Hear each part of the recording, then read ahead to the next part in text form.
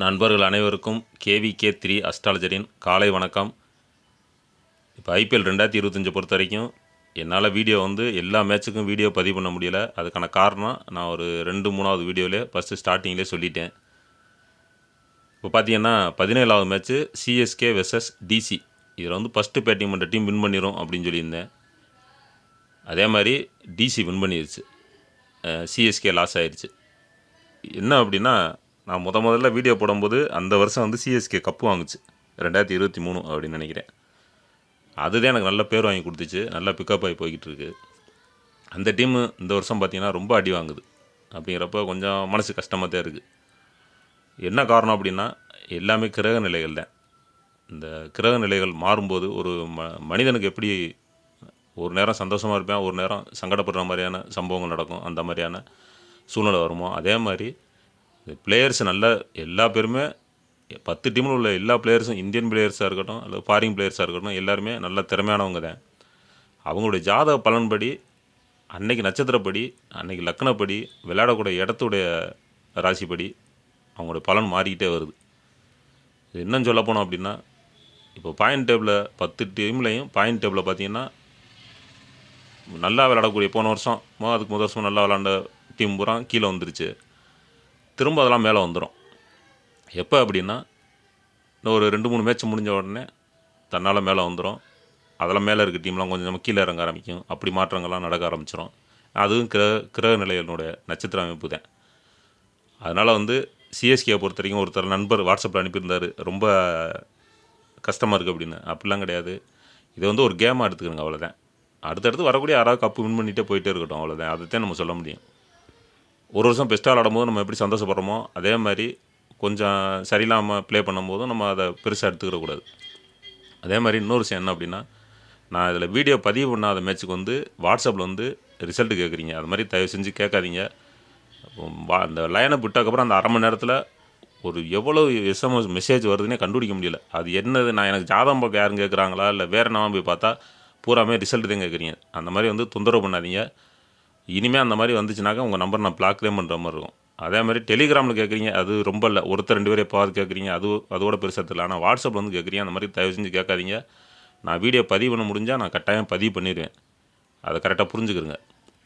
இப்போ அடுத்த மேட்ச் என்ன அப்படின்னு பார்த்தோம்னா 20வது மேட்ச்சுக்கு வந்தாச்சு. 17 மேட்ச்சுக்கு அப்புறம் 18 வீடியோ பதிவு பண்ணலை, 19ம் பண்ணலை. இப்போ 20வது மேட்ச்சு வந்தாச்சு. அதுக்கப்புறம் பார்த்திங்கன்னா 21வது மேட்ச்சு 3 மணிக்கு இருக்குது, 3:30. அந்த மேட்ச்சில் 22ஆம் மேட்ச்சு PPKS வெர்சஸ் CSK. அந்த மேட்ச்சை நான் பதிவு பண்ணி போடுறேன். அதுக்கப்புறம் என்ன நிலவரம் அப்படிங்கிறத பார்த்துக்குறோம். அதே மாதிரி இந்த லாஸ்ட் மேட்ச்சில் TC வின்னா அப்படின்னு கேட்டிருந்தீங்க, வின் அப்படின்னு சொல்லி போட்டேன். ஆனால் அந்த மாதிரிலாம் கேட்காதீங்க. ஏன்னா ஃபஸ்ட்டு அதாவது என்ன சொல்கிறேன்னா கேட்டுக்கிட்டீங்கனாலே போதும். ஃபஸ்ட்டு பேட்டிங் பண்ணுற டீம் வின்னுனா ஃபஸ்ட்டு பேட்டிங் பண்ணுற டீம் தான் வின்னு. ஒருவேளை ஃபெயிலியர் ஆச்சாலும் நான் ஒன்றும் பண்ண முடியாது. ஏன்னா கமெண்டில் அந்த மாதிரி கேட்காதீங்க. வாட்ஸ்அப் பக்கம் வராதீங்க, டெலிகிராம் பக்கம் வராதீங்க. ஜாதகம் பார்க்கணுன்னா அப்பாயின்மெண்ட் வேணுன்னா மட்டும் வாட்ஸ்அப்புக்கு வாங்க. மறுபடியும் நீங்கள் கேட்டிங்கன்னா உங்கள் நம்பரை பிளாக் தான் பண்ணி, என்றைக்காவது உங்களுக்கு என்னுடைய தேவை வரும்போது அது உங்களுக்கு அப்புறம் கஷ்டமாக இருக்கும். அதையும் கொஞ்சம் புரிஞ்சுக்கிறங்க. இப்போ மும்பை வெர்சஸ் RCB இதை பொறுத்த வரைக்கும் லாஸ்ட்டாக விளையாண்ட பிளேயர்ஸ் தான் எடுத்துருக்கீங்க. இந்த மேட்ச்சிலேருந்து கொஞ்சம் நீ பார்த்தீங்கன்னா ஒரு 8ஆம் தேதிக்கு மேலே CSK மேட்ச் வருதுல்ல, அதுலேருந்து கொஞ்சம் பிளேயர்ஸ் எல்லாமே கொஞ்சம் நல்லா ப்ளே பண்ண ஆரம்பிச்சிடுவாங்க. அதுலேருந்து எல்லா டீம்லேயுமே கூடுதலாக விளாண்ட பிளேயர்ஸு இன்னும் கூடுதலாகவும், இது வரைக்கும் நான் சரியாகவே ப்ளே பண்ணாதவங்க நல்லா ப்ளே பண்ணவும் ஆரம்பிச்சிடுவாங்க.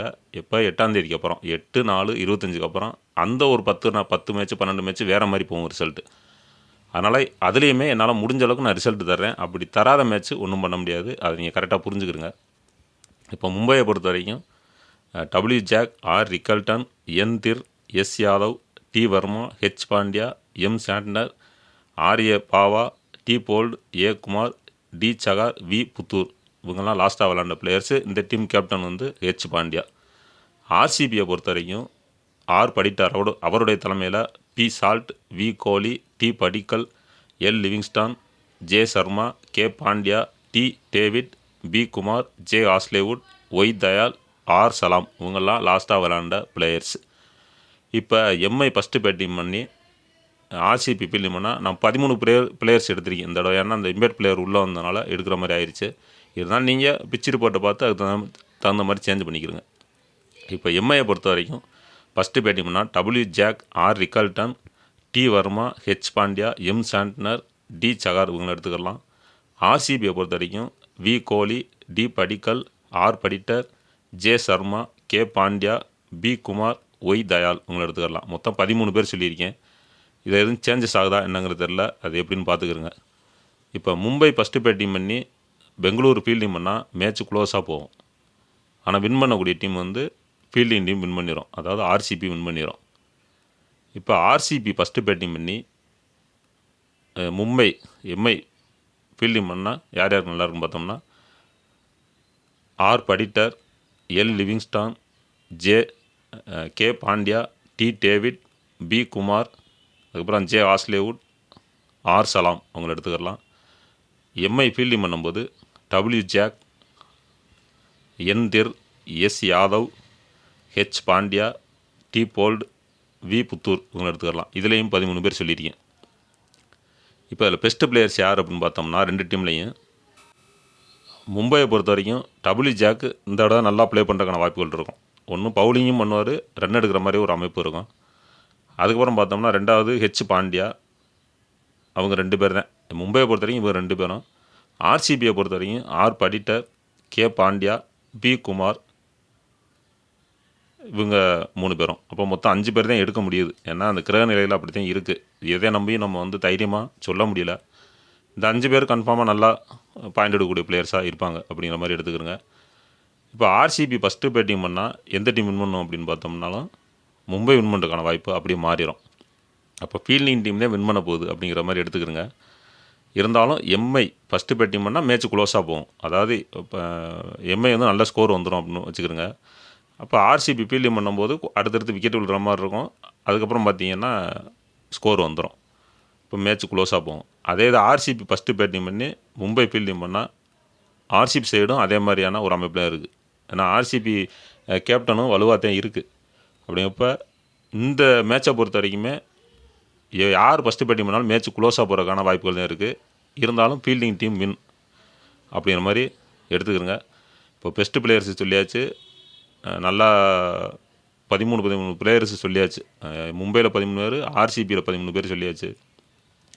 மேட்ச் சிச்சுவேஷன் எப்படி போகும்னா ஃபஸ்ட்டு எந்த டீம் பேட்டிங் பண்ணுதோ அந்த டீமில் உள்ள பேட்ஸ்மேன்களுக்கு சிறப்பு இல்லை அப்படிங்கிற மாதிரி கரெக்டாக புரிஞ்சுக்கிறங்க. அப்போ நீங்கள் என்ன செய்யணும், இப்போ மும்பை ஃபஸ்ட்டு பேட்டிங் பண்ணால் அதில் உள்ள பேட்ஸ்மேன்களை ரொம்ப நீங்கள் முக்கியத்துவம் கொடுக்க வேண்டியதில்லை. ஆர்சிபி ஃபஸ்ட்டு பேட்டிங் பண்ணால் அதில் உள்ள பேட்ஸ்மேன்களுக்கு ரொம்ப முக்கியத்துவம் கொடுக்க வேண்டியது இல்லை. அப்போ யாருக்கு கொடுக்கலாம் அப்படின்னா ஆல்ரவுண்டருக்கு முக்கியத்துவம் கொடுங்க, பவுலருக்கு முக்கியத்துவம் கொடுங்க, விக்கெட் கீப்பரில் யாராவது ஒருத்தர் எடுத்துக்கிறங்க. இப்போ மும்பை சைடு பார்த்தோம்னா ஆர் ரிக்கல்டன், அவர் வந்து மும்பை ஃபஸ்ட்டு பேட்டிங் பண்ணால் எடுத்துக்கலாம்னு சொல்லிட்டேன்.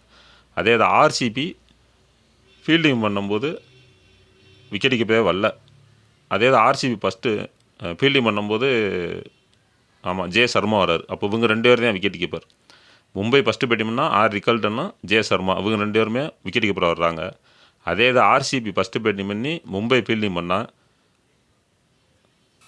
அப்போ ரிக்கல்டன் மட்டும் வராது. அப்போ அது பெஸ்ட்டு பிளேயர்ஸில் அவரையும் சேர்த்துக்கிறங்க, ஆர் ரிக்கல்டன். இதுக்கு மேலே என்ன தகவல் அப்படின்னா இது வரைக்கும் நல்லா விளையாடாதவங்க இந்த மேட்சை பொறுத்த வரைக்கும் இப்போ டபிள்யூ ஜாக்கு சரியாக ப்ளே பண்ணலை. ஹெச் பாண்டியா லாஸ்ட்டாக நல்லா விக்கெட் போட்டிருந்தார். அவர் இன்றைக்கி விக்கெட் போடுவாரா அப்படின்னா அது எதிர்பார்க்க முடியாது. ஆனால் டபிள்யூ ஜாக்கு நல்லா ப்ளே பண்ணுறதுக்கு வாய்ப்பு இருக்குது. ஆர் ரிக்கல்டன் அவர் நல்லா விளையாடுறதுக்கான வாய்ப்புகள் இருக்குது. அதே மாதிரி பி சால்ட்டு அவருக்கு வந்து இந்த இனிமேல் வரக்கூடிய காலங்கள் கொஞ்சம் சிறப்பு இல்லாமல் தான் இருக்கும். அதுக்கப்புறம் பார்த்திங்கன்னா இன்னும் ஒரு 10 நாள் கழிச்சு வரக்கூடிய மேட்ச்லாம் பி சால்ட் வந்து டாப்பில் வந்துடுவார்.